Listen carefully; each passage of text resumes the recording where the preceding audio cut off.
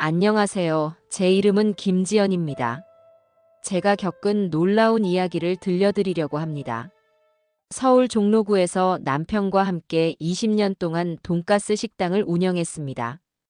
우리 식당은 종로 3가역 근처의 작은 골목에 있었습니다. 처음 시작할 때는 손님이 거의 없어서 너무나 힘들었습니다. 남편은 매일 아침 저를 깨워 함께 시장에 가자고 했습니다. 여보, 일어나. 오늘은 무슨 반찬 만들까? 남편의 목소리는 언제나 따뜻했습니다. 새벽 시장에서는 항상 제일 좋은 재료를 고르느라 시간 가는 줄 몰랐습니다. 특히 돈가스용 고기는 직접 손질해서 부드럽게 만드는 것이 우리 집만의 비법이었습니다. 남편은 매일 아침 고기를 두드리면서 웃곤 했습니다. 우리 손님들이 오늘도 맛있게 먹겠다. 그의 웃음소리가 지금도 귓가에 생생합니다. 우리는 돈이 많진 않았지만 서로를 아끼며 살았습니다. 아침이면 함께 장을 보고 식당 준비를 하고 밤이면 함께 마무리를 했습니다. 단골 손님들은 우리를 보고 늘 부러워했습니다. 아저씨, 아주머니 보기만 해도 배가 불러요. 맞아요. 우리 동네에서 제일 인고 부부시죠? 그럴 때마다 남편은 쑥스러워하면서도 기분 좋아했습니다. 우리 식당의 특별한 점은 모든 음식을 정성껏 준비한다는 것이었습니다. 처음에는 돈가스 하나 제대로 튀기지 못했던 제가 이제는 전문가가 되었습니다. 특히 돈가스 소스는 제가 직접 만든 비법 레시피였습니다. 손님들은 이 소스 맛을 잊지 못해 자주 찾아왔습니다. 아주머니, 이 소스 비법 좀 알려주세요. 그때마다 저는 웃으며 대답했습니다. 비밀이에요. 우리 가게의 자랑이니까요. 매일 아침 일찍 일어나 재료를 다듬고 소스를 만들고 가게를 청소하는 일이 힘들지 않았습니다. 남편과 함께라면 어떤 일도 즐거웠기 때문입니다. 우리는 매일 밤 문을 닫고 나면 근처 종로공원을 산책했습니다. 밤 공기가 참 좋았습니다. 남편은 늘 제 손을 꼭 잡고 걸었습니다. 여보, 우리 이렇게 늙어 죽을 때까지 같이 있자. 그의 말에 저는 항상 고개를 끄덕였습니다. 우리는 서로가 전부였습니다. 식당이 점점 자리를 잡으면서 단골 손님도 늘어났습니다. 특히 점심시간이면 주변 회사원들로 가게가 북적였습니다. 남편은 홀에서 손님들을 맞이하고 저는 주방에서 음식을 만들었습니다. 둘이 호흡이 너무 잘 맞았습니다. 여보, 3번 테이블 돈가스 나왔어. 알았어. 금방 가져갈게. 이렇게 바쁜 와중에도 우리는 서로를 향한 애정 어린 눈길을 주고받았습니다. 손님들은 우리 부부를 보며 부러워했습니다. 아주머니, 아저씨랑 참 잘 살아요. 그러게요. 이런 게 진정한 부부 사이죠. 그럴 때마다 가슴이 따뜻해졌습니다. 주말이면 우리는 함께 시장에 가서 다음 주 재료를 준비했습니다. 남편은 무거운 식재료를 들어주고 저는 꼼꼼하게 가격을 확인했습니다. 장을 보고 돌아오는 길에는 항상 떡볶이를 사 먹었습니다.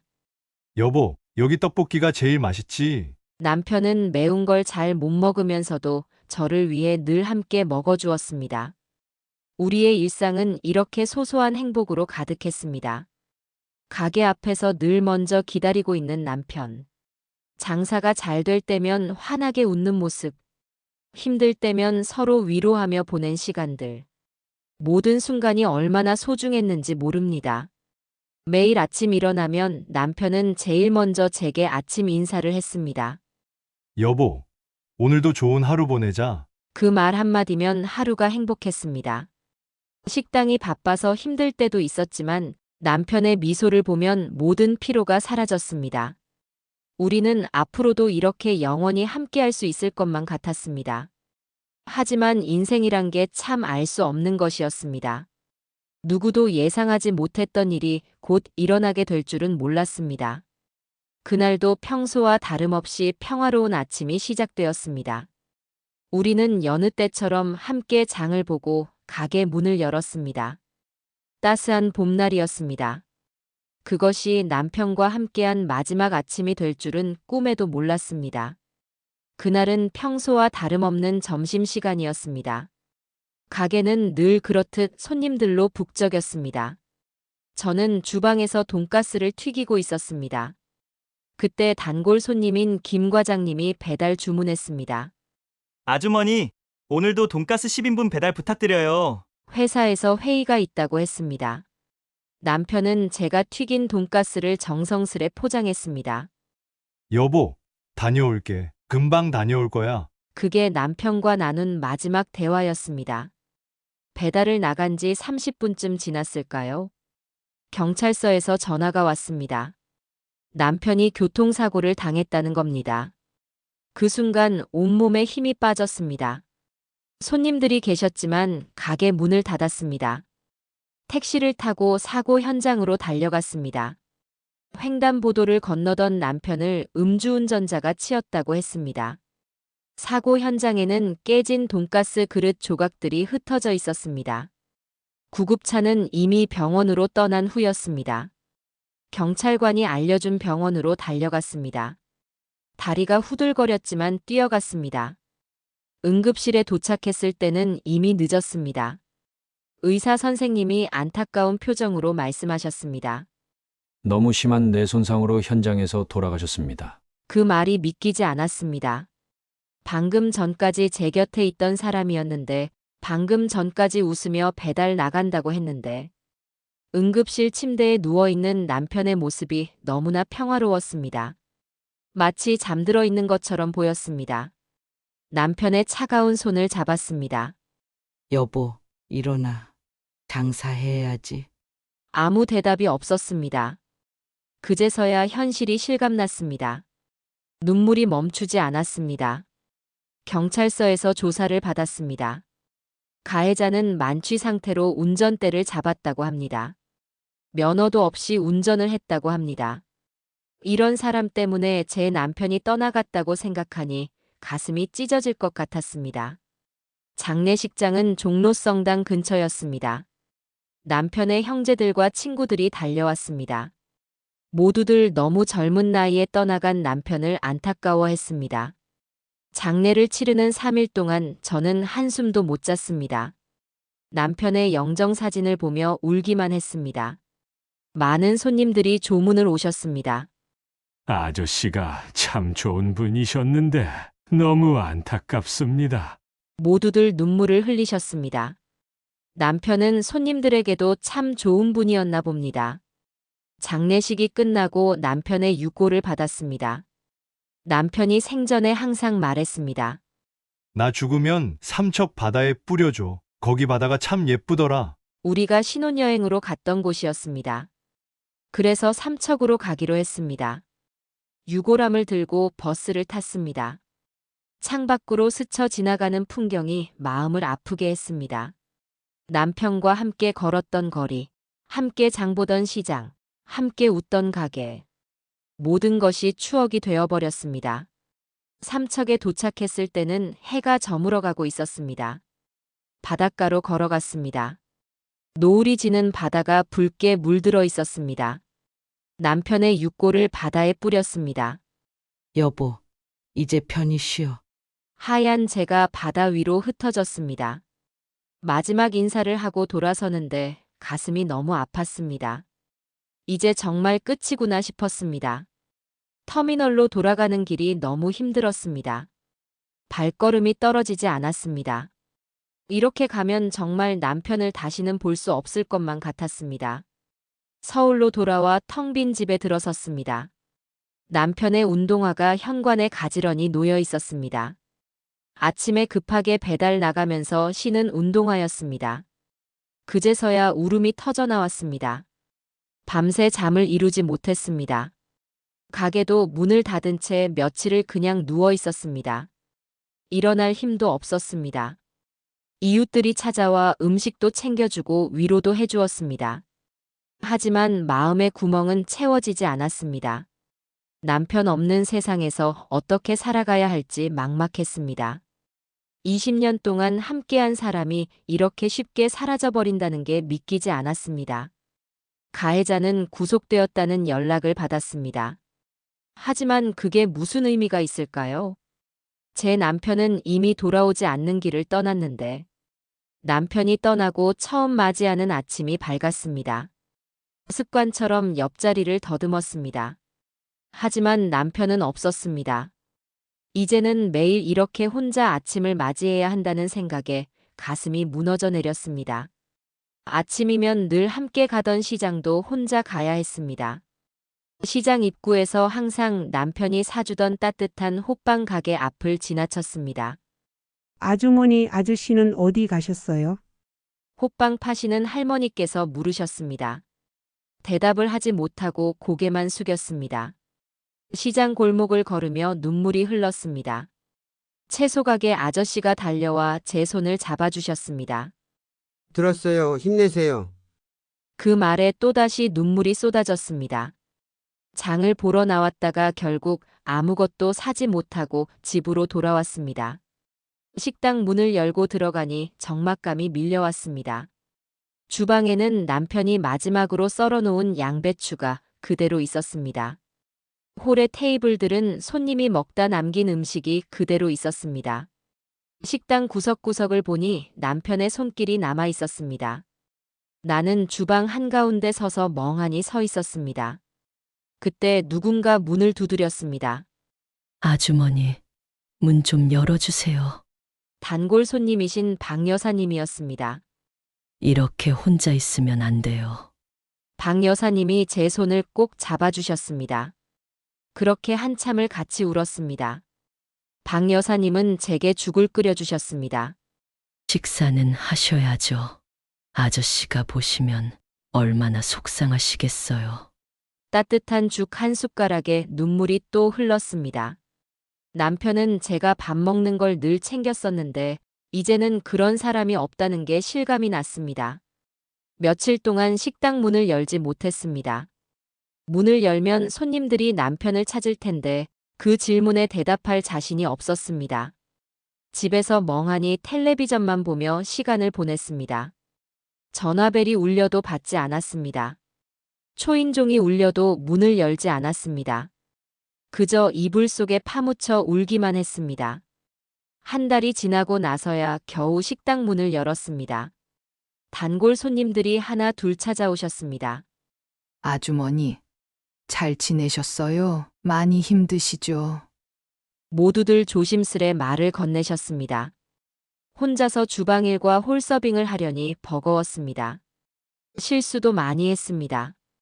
주문을 잘못 받기도 하고 돈가스를 태우기도 하고 남편이 얼마나 많은 일을 해주었는지 그제서야 알게 되었습니다. 하지만 일하는 게 차라리 나았습니다.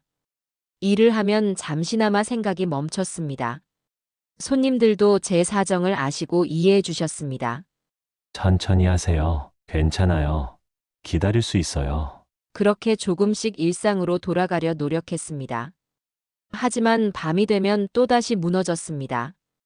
텅 빈 집에서 혼자 밥을 먹는 것이 너무 힘들었습니다. 남편과 함께 보던 드라마도 이제는 볼 수 없었습니다. 잠을 이루지 못하는 날이 많았습니다. 베개가 젖도록 울다가 지쳐 잠이 들곤 했습니다. 가끔은 남편의 목소리가 들리는 것 같았습니다. 하지만 돌아보면 아무도 없었습니다. 남편의 옷가지들을 정리하지 못했습니다. 옷장 안에 그대로 두었습니다. 양말도 속옷도 작업복도 모두 그대로였습니다. 가끔 그의 옷을 꺼내 안아보았습니다. 아직도 남편의 채취가 남아있는 것 같았습니다. 친구들이 옷을 정리하라고 했습니다. 하지만 할 수 없었습니다. 그마저 정리하면 정말 남편이 사라질 것만 같았습니다. 장마철이 되었습니다. 비가 오는 날이면 더욱 외로웠습니다. 남편은 비 오는 날이면 꼭 우산을 들고 문 앞에서 기다렸는데 이제는 혼자 우산을 쓰고 돌아와야 했습니다. 시장 골목에서 우산을 함께 쓰고 있는 다른 부부들을 보면 가슴이 아팠습니다. 그렇게 하루하루가 지나갔습니다. 사람들은 시간이 지나면 괜찮아진다고 했습니다.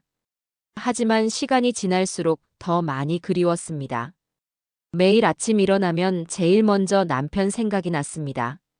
잠들기 전 마지막 순간에도 남편 생각이 났습니다. 그리움은 지울 수 없는 그림자처럼 저를 따라다녔습니다. 그렇게 시간이 흘러 남편의 기일이었습니다. 아침부터 가슴이 먹먹했습니다. 식당 문을 닫고 삼척으로 가기로 했습니다. 남편이 잠든 바다에 다녀와야겠다고 생각했습니다. 터미널에서 삼척행 버스를 탔습니다. 창밖으로 흐르는 풍경을 보며 남편 생각을 했습니다. 버스 안에서 도시락을 먹으려다 울컥했습니다. 늘 남편이 김밥을 싸주곤 했었는데 삼척에 도착하니 벌써 오후였습니다. 터미널에서 내려 바닷가로 향했습니다. 남편의 재를 뿌렸던 그 바다는 여전히 아름다웠습니다. 모래사장에 앉아 한참을 바다를 바라보았습니다. 여보, 잘 지내고 있어? 파도 소리만 들려왔습니다. 지갑에서 남편과 찍은 사진을 꺼내 보았습니다.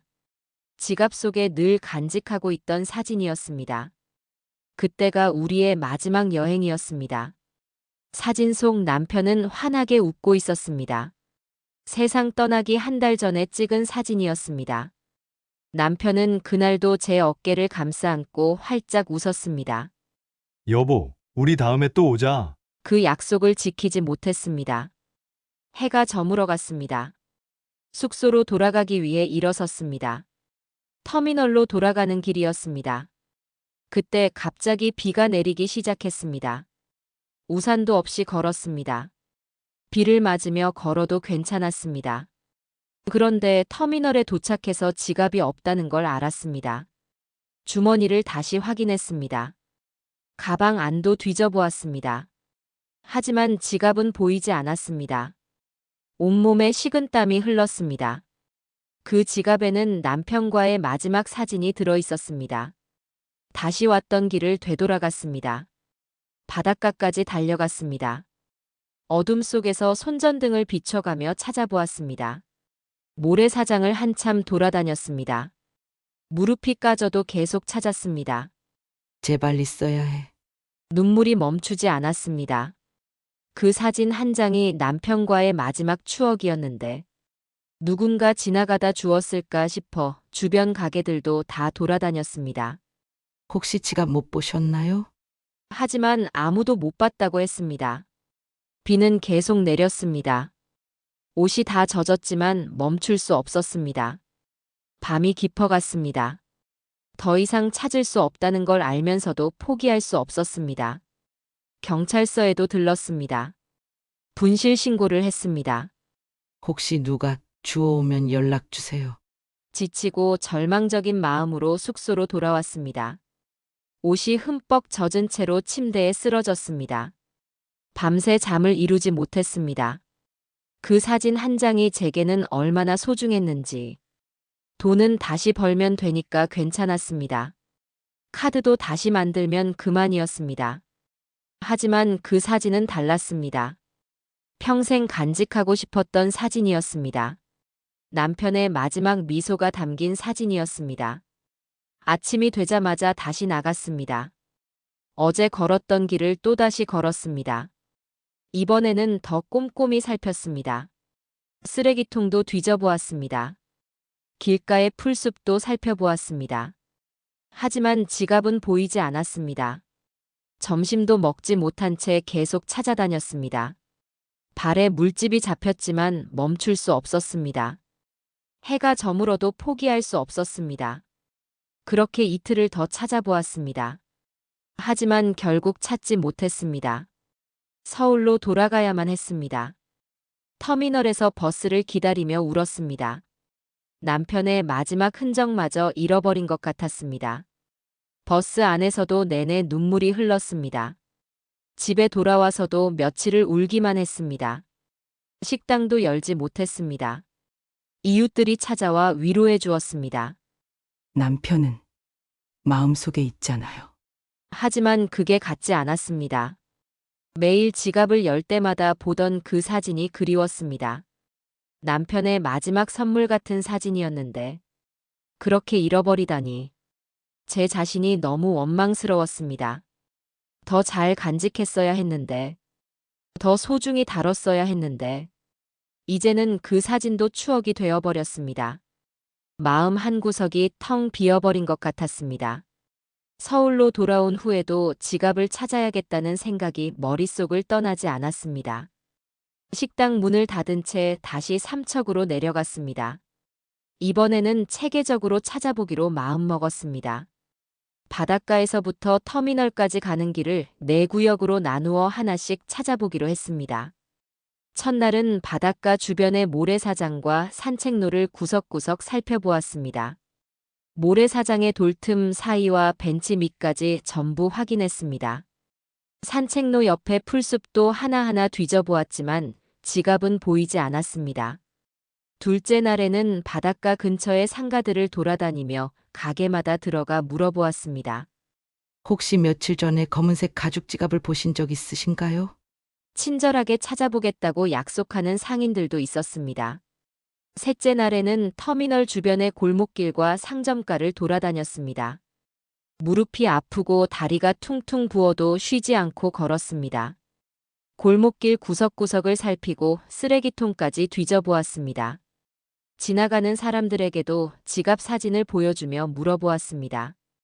경찰서에도 매일 들러서 혹시 누가 습득 신고를 하지 않았는지 확인했습니다. 동네 게시판과 인터넷 커뮤니티에도 글을 올렸습니다.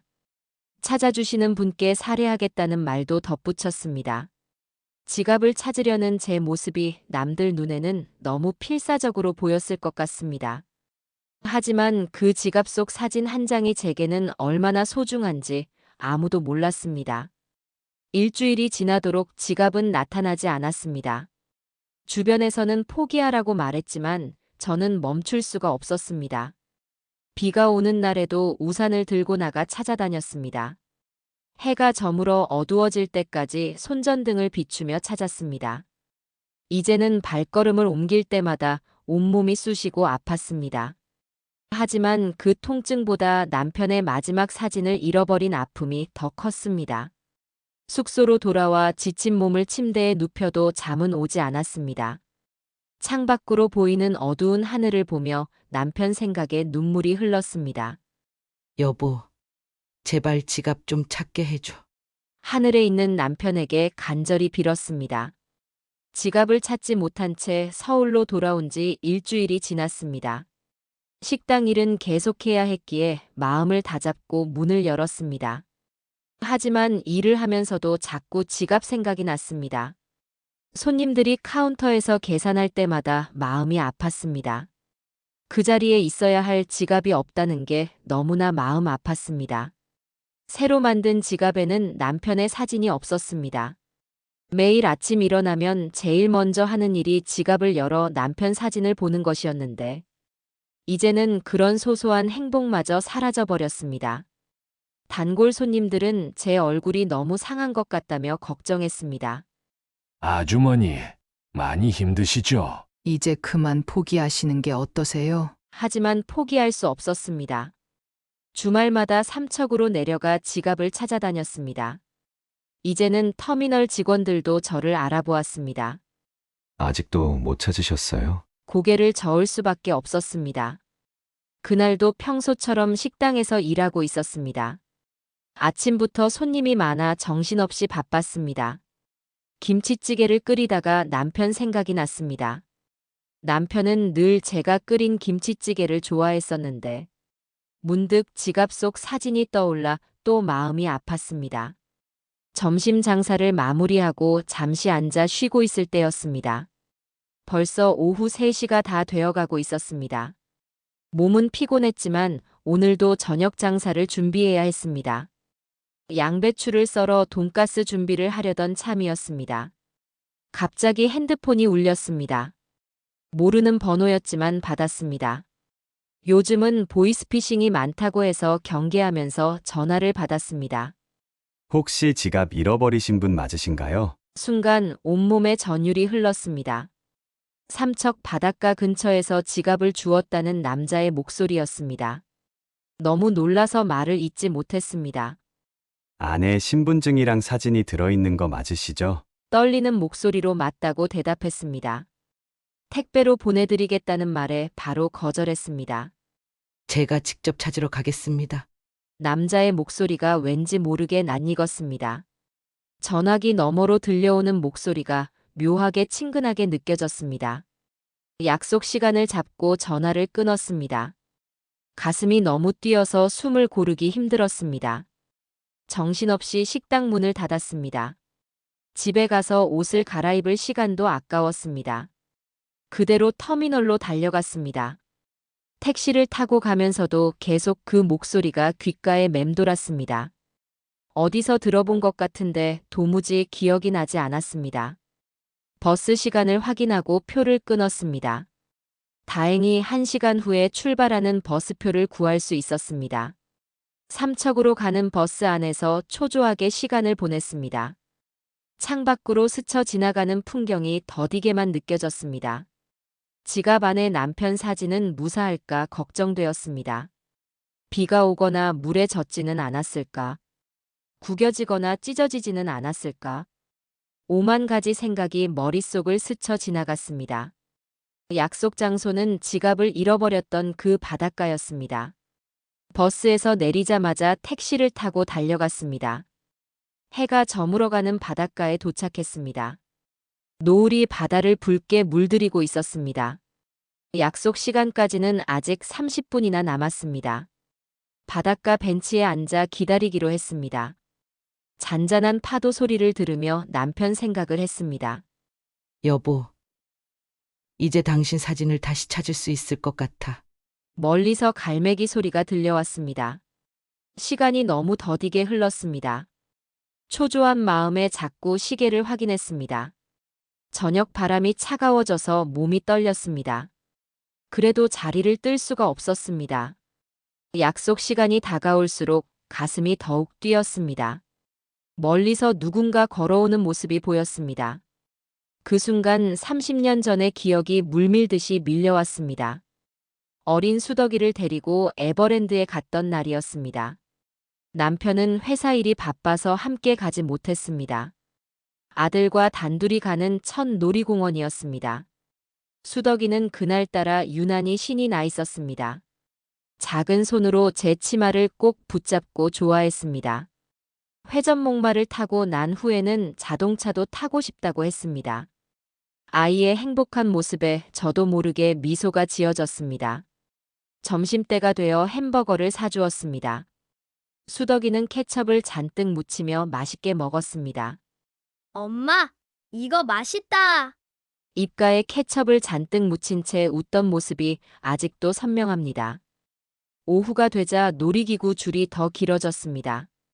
회전목마를 한 번 더 타겠다고 조르는 수덕이를 달랬습니다. 그때 옆에서 풍선 파는 아저씨가 지나갔습니다. 수덕이가 풍선을 가리키며 사달라고 했습니다. 잠시 아이의 손을 놓고 지갑을 열었습니다. 그 순간이었습니다. 지갑에서 돈을 꺼내려는 찰나 옆에서 누군가가 저를 밀치고 지나갔습니다. 순간 균형을 잃고 비틀거렸습니다. 다시 일어나 수덕이를 찾았지만 아이는 보이지 않았습니다. 놀이공원은 사람들로 북적였습니다. 이리저리 아이를 찾아 뛰어다녔습니다. 목이 쉴 때까지 소리쳤습니다. 안내방송을 해달라고 부탁했습니다. 공원 구석구석을 다 찾아봤습니다. 경찰도 왔습니다. 남편에게 전화를 걸었습니다. 남편은 놀이공원으로 달려왔습니다. 여보, 우리 수덕이. 말을 잇지 못하고 울기만 했습니다. 놀이공원이 문을 닫을 때까지 찾아 헤맸습니다. 그 뒤로도 매일같이 그곳을 찾아갔습니다. 경찰서에도 매일 들락거렸습니다. 실종 신고를 하고 전단지도 붙였습니다.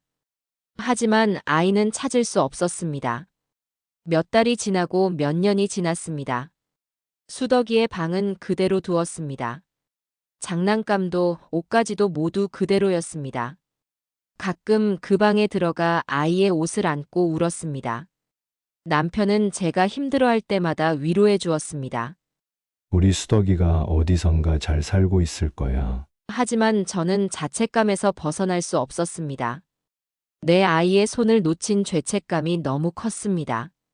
수덕이의 생일이 올 때마다 케이크를 샀습니다.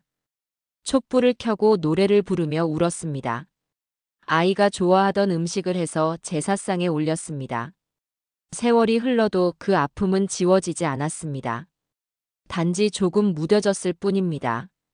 수덕이는 이제 34살이 되었을 텐데 밥은 잘 먹고 살고 있을까? 어디서 뭘 하고 살고 있을까? 그 어린 나이에 얼마나 무서웠을까? 엄마를 찾으며 얼마나 울었을까? 이런 생각이 들 때마다 가슴이 미어졌습니다. 거리에서 수덕이 또래의 남자들을 보면 자꾸 눈이 갔습니다. 혹시나 하는 마음에 유심히 보게 되었습니다. 하지만 우리 수덕이는 보이지 않았습니다. 남편은 제가 우울해할 때마다 데리고 나가 산책을 했습니다. 지연아, 우리 수덕이는 잘 살고 있을 거야. 분명 좋은 사람들 만나서 행복하게 지내고 있을 거야. 그 말을 하면서도 남편의 눈에는 눈물이 고여 있었습니다. 우리는 서로를 의지하며 그 아픔을 견뎌왔습니다. 수덕이를 잃은 슬픔이 우리를 더 끈끈하게 만들었는지도 모릅니다. 그렇게 30년이 흘렀습니다. 이제는 수덕이의 어린 모습조차 희미해져 갔습니다. 단지 웃으며 엄마하고 부르던 목소리만이 선명할 뿐입니다. 그리고 이제 이곳 삼척 바닷가에서 남편이 잠든 이 바다 앞에서 또 다른 이별의 아픔을 겪고 있는 이곳에서 30년 전의 기억이 다시 눈앞에 펼쳐졌습니다. 걸어오는 사람이 점점 가까워졌습니다. 그의 모습이 선명하게 보였습니다. 키도 체격도 젊은 시절 남편과 똑같았습니다. 심장이 터질 것처럼 뛰었습니다. 그가 제 앞에 멈춰 섰습니다. 혹시 지갑 주인 되시나요? 목소리마저 남편과 비슷했습니다. 손을 떨며 지갑을 받아들었습니다. 그의 얼굴을 자세히 보았습니다. 이목구비가 하나하나 남편을 닮아 있었습니다. 그런데 눈매는 제 눈과 똑같았습니다. 심장이 멎는 것 같았습니다. 지갑을 열어보니 남편과 찍은 사진이 그대로 있었습니다. 사진이 젖지 않게 잘 보관했습니다. 그의 말에 고개를 들어 다시 한번 얼굴을 보았습니다.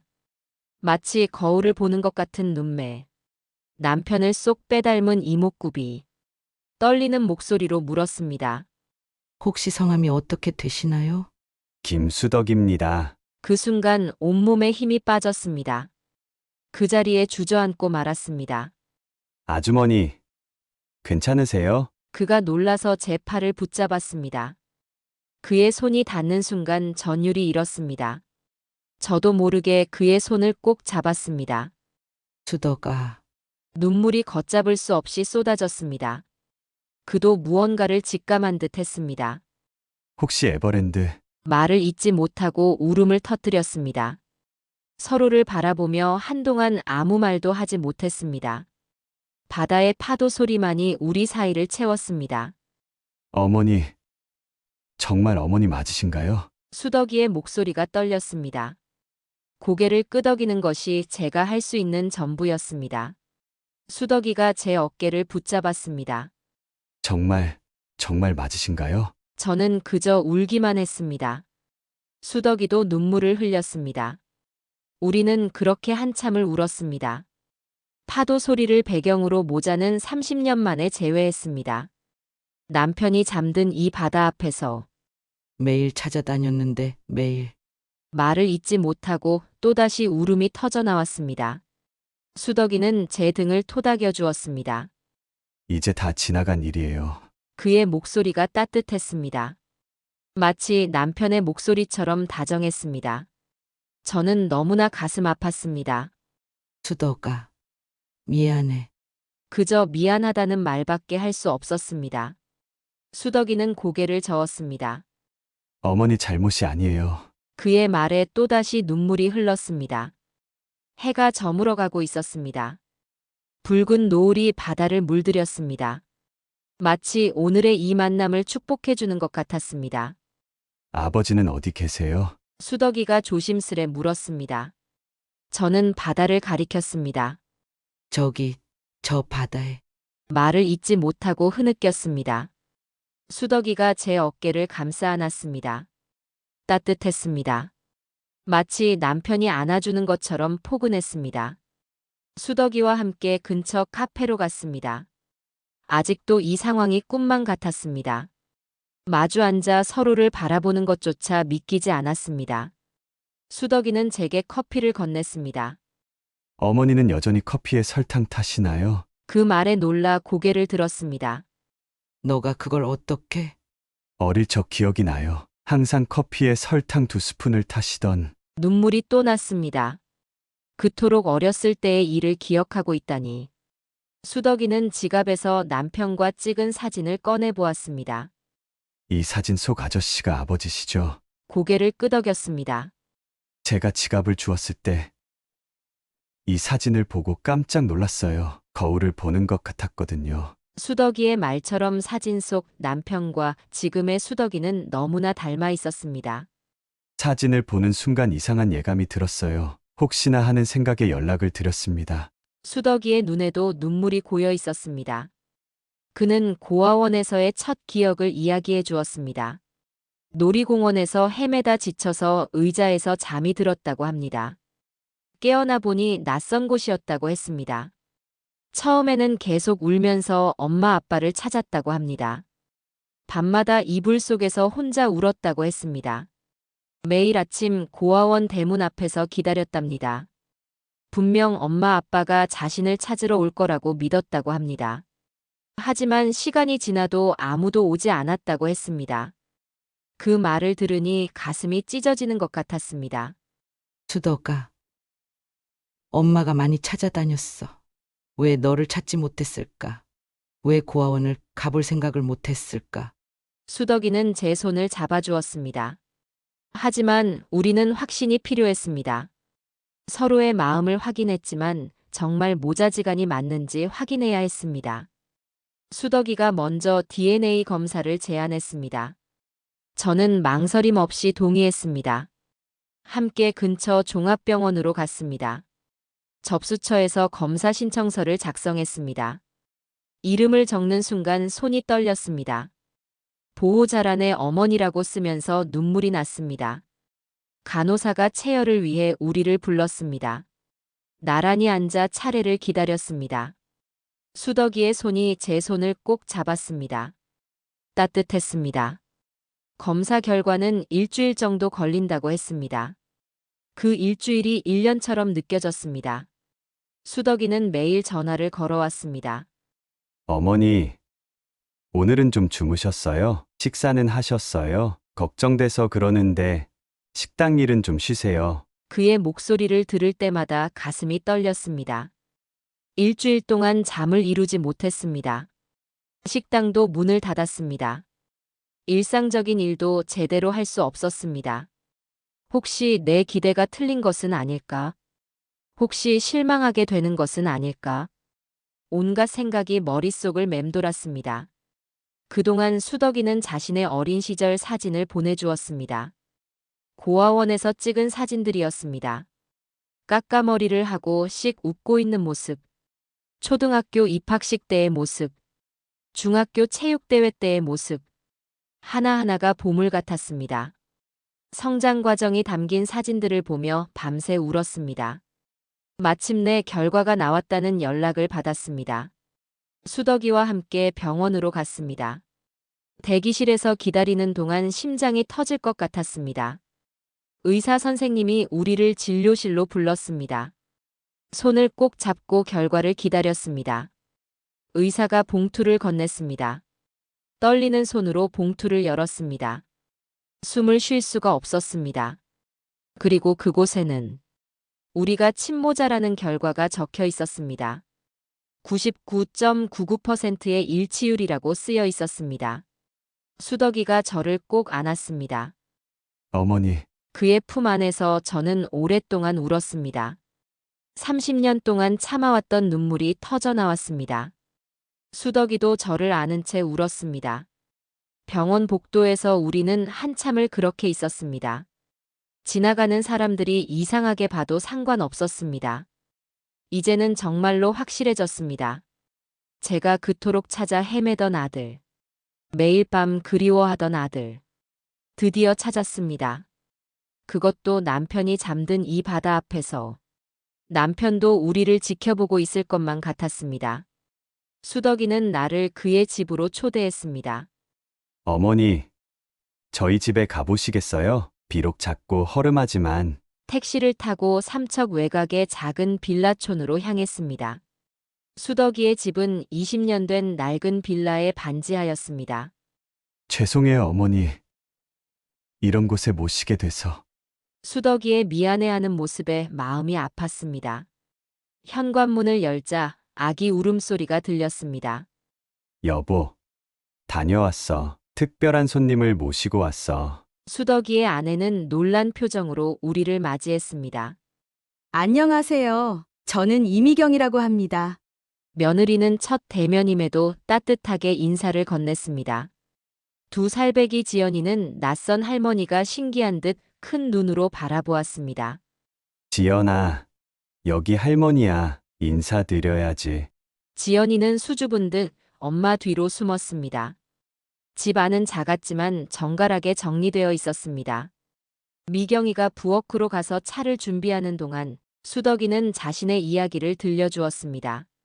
작년까지는 회사에 다녔는데 구조 조정 때문에 그만두게 됐어요. 지금은 시장에서 작은 분식점을 하고 있어요. 장사가 잘 안 돼서 좀 힘들어요. 수덕이의 말 한마디 한마디가 가슴을 아프게 했습니다.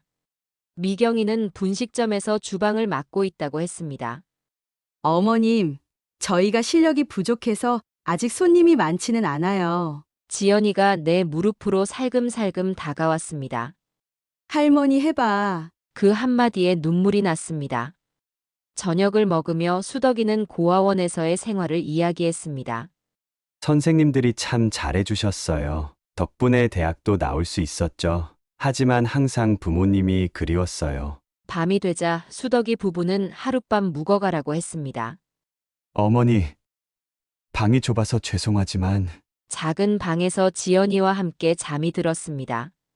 아기의 숨소리를 들으며 30년 전 수덕이 생각을 했습니다. 지연아, 할머니가 늦게 와서 미안해. 새벽에 깨어보니 지연이가 내 팔베개를 하고 잠들어 있었습니다. 아침이 되자 수덕이는 나를 그들의 분식점으로 데려갔습니다. 시장 골목 안쪽의 작은 가게였습니다. 어머니, 보시기에 좀 초라하죠? 하지만 가게는 깔끔하게 정리되어 있었습니다. 미경이는 능숙한 솜씨로 떡볶이를 만들고 있었고 수덕이는 어묵 국물을 끓이고 있었습니다.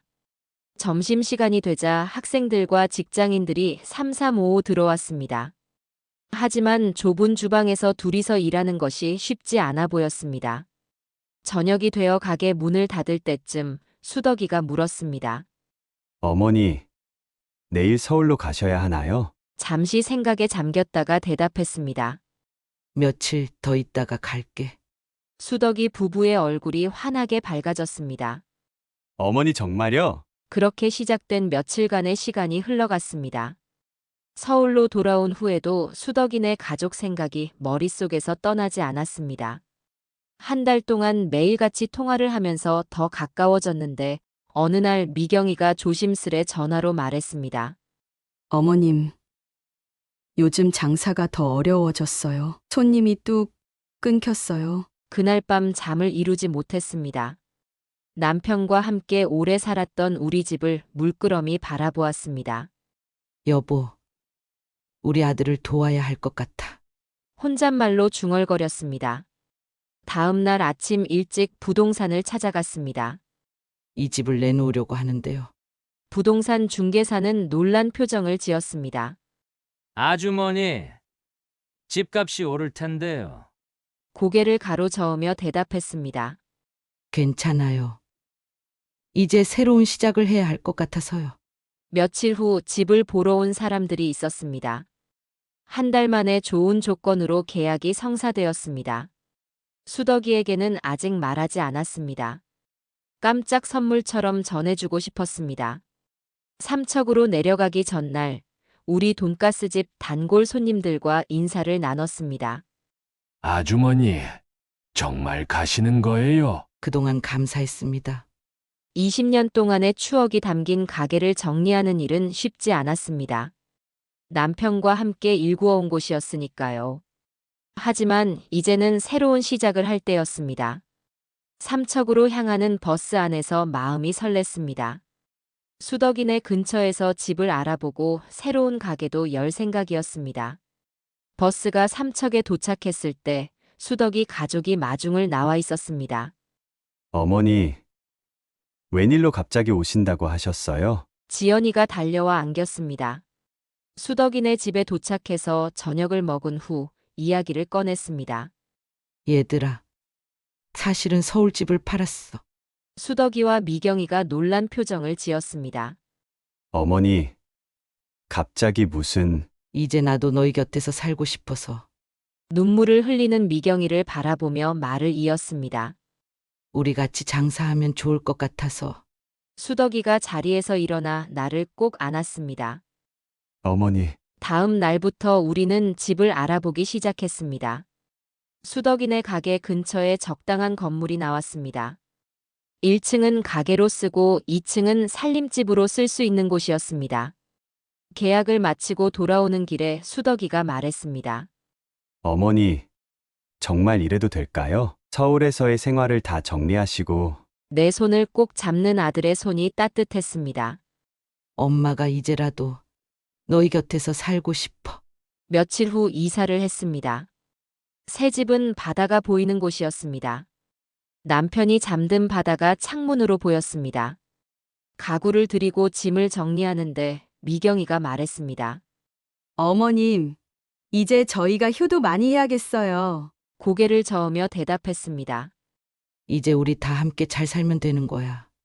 2층은 우리 가족의 보금자리가 되었습니다. 1층은 새로운 돈가스 집을 준비했습니다. 어머니, 이제 제가 잘하겠습니다. 수덕이가 진지한 표정으로 말했습니다. 잠시 생각하다가 대답했습니다. 그래.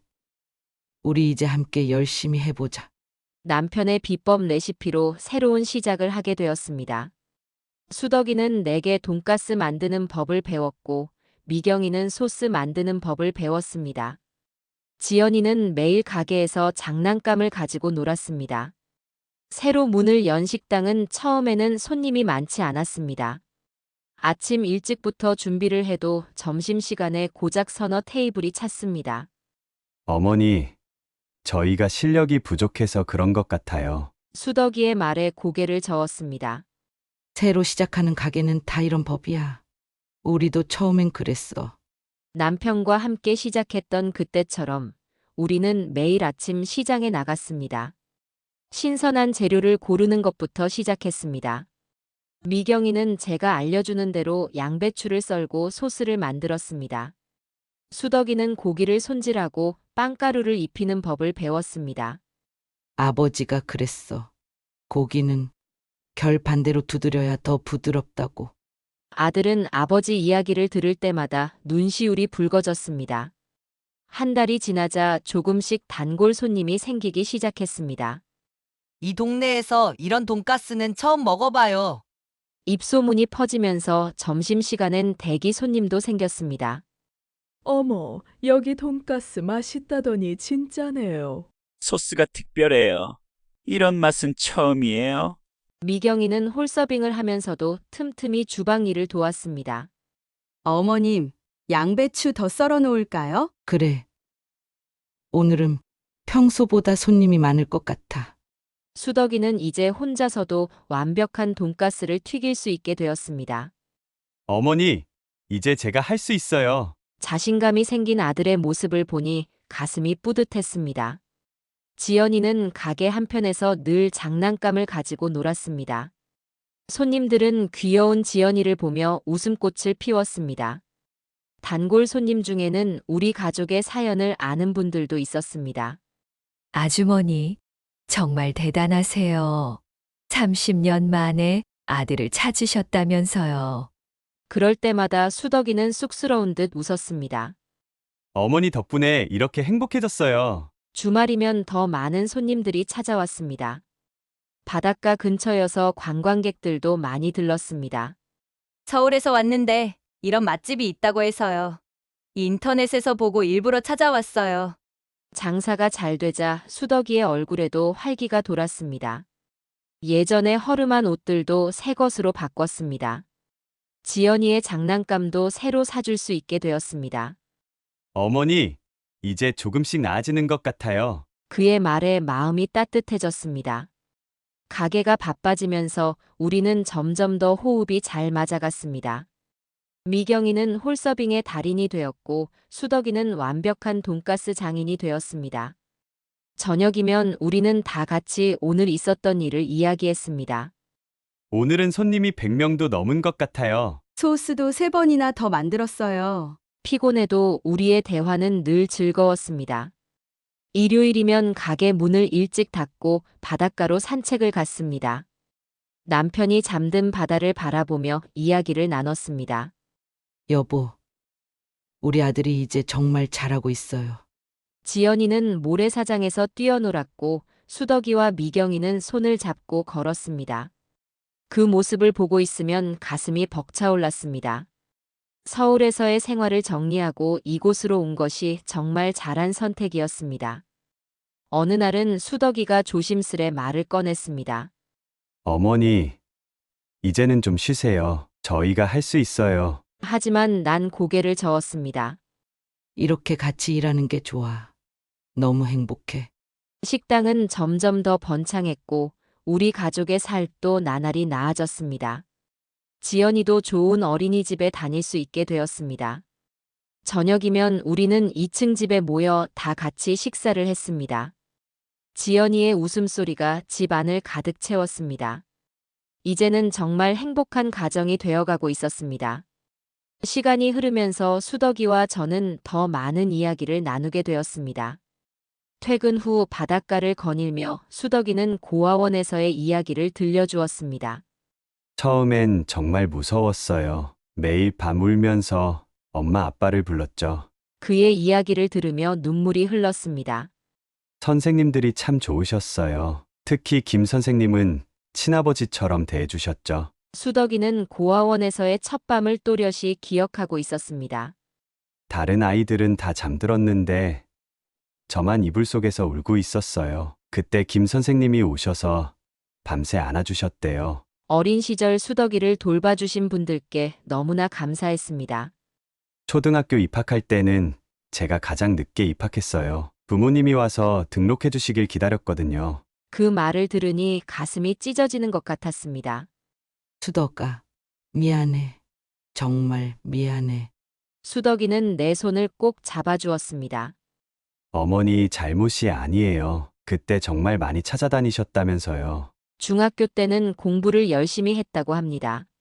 공부를 잘하면 부모님이 절 찾으실 수 있을 것 같았어요. 신문에라도 나면 어머니, 아버지가 알아보실까 해서요. 고등학교 졸업식 때는 혼자 교문 앞에서 한참을 서 있었대요.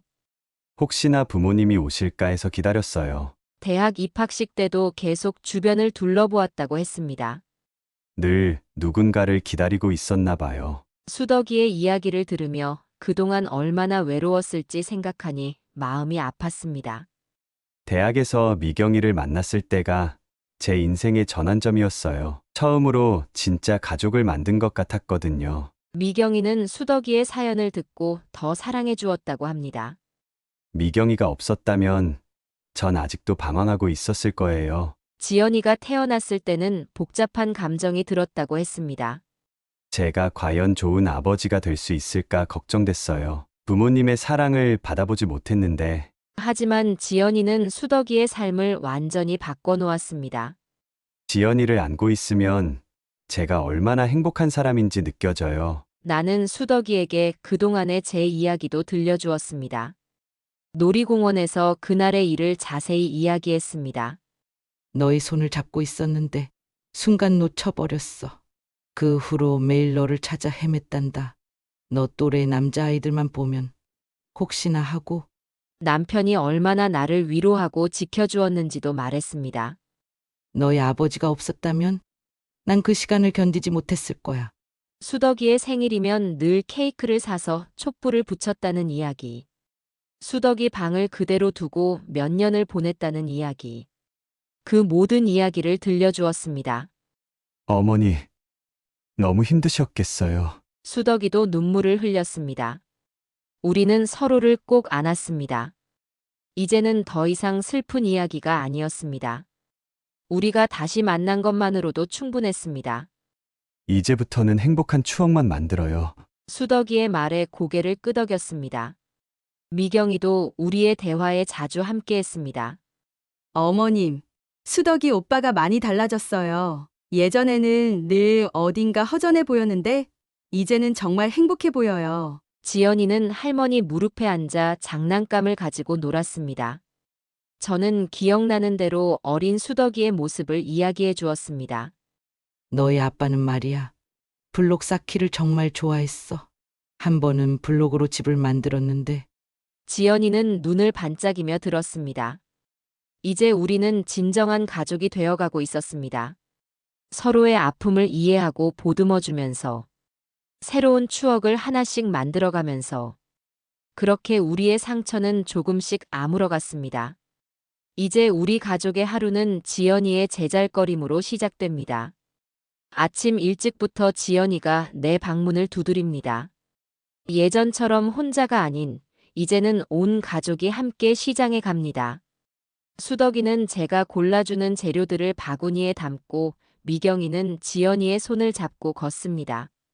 어머니, 오늘은 어떤 반찬을 만들어요? 미경이의 물음에 나는 웃으며 대답합니다.